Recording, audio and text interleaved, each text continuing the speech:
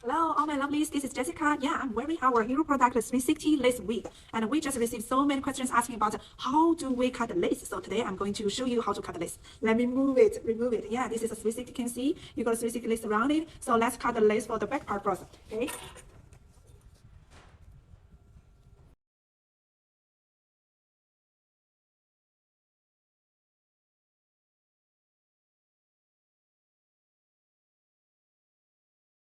It's the back part, so you cut the back part first, right?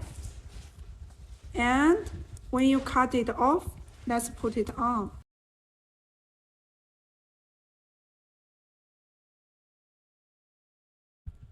Can you see how invisible the lace? This is crystal HD lace. Wow.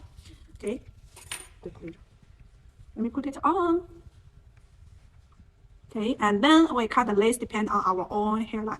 That's why we will always leave the option to you. Okay.